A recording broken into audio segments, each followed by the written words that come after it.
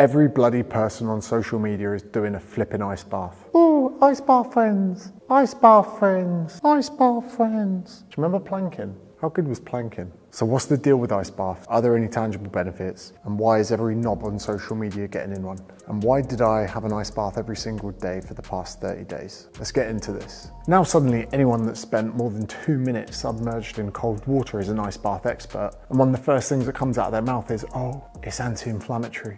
Who fucking knows what inflammation is? I don't even really understand it that much. But all I do know is when we weight train, trying to get big, trying to get bulk Hogan, trying to get Lord Swoldemort, inflammation is part of that process. And if you were to jump in an ice bath after training for hypertrophy, you would hinder and negate that process. It would be a bad thing for the gains.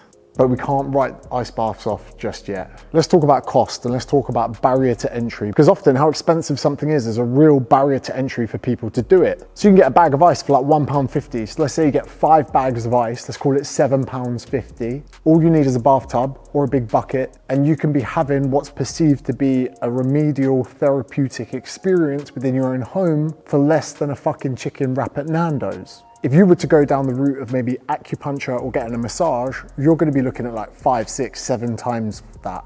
And you might end up with someone minging, rubbing you down. Now £7.50 doesn't seem like a lot of money, but then the compounding interest of doing that over and over and over amount of time would actually be quite expensive. And cost per use is one of the best tools you could ever use to determine whether or not you should purchase something. So £7.50, but what happens if you want to have an ice bath every day? That works out to £2,737.50 a year. So therefore, if you were to buy one of the fancy tubs with a chiller, it would be more expensive, but you would get a return on investment because of the cost per use within a year or two. But it's still quite a bit of commitment. So next time you're debating whether or not to get something expensive, like the camera I'm using or this laptop, just divide it by the amount of times you would use it. Because often it makes sense. And what you don't want to do is fucking waste money on shit you'll never use, like a stupid fucking Gucci t-shirt that cost £400 that you wore 6 times. It works out like fucking £75 each time you wore it. But you'd have to be a fucking idiot to do that.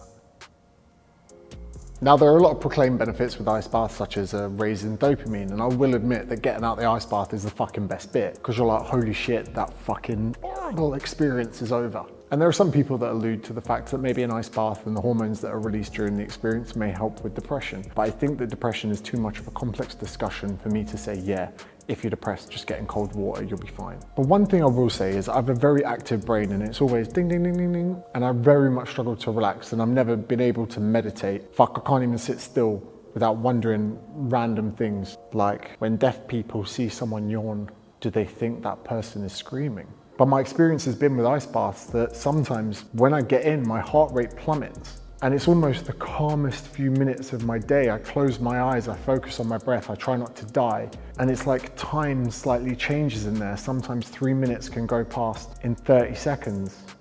And my mind drifts off. So from a meditative standpoint, it's probably the only time in the day I'm peaceful. But if we get down to the real nitty gritty as to why people are wanking off the ice bath and fucking bumming it, it's this. Andrew Huberman, the smart bastard, has alluded to the fact that you only need to expose yourself to this very cold water for 11 minutes a week. That's only 1.5 minutes a day. When has there ever been such a short buy-in to experience potential health benefits in history? Never.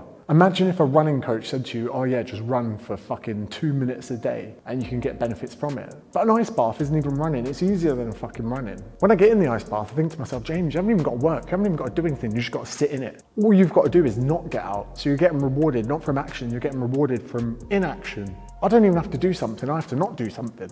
Get in there, James, and don't open your eyes until the music goes off. Do you know what music I'm using? Don't ask why, but for some reason it's this song.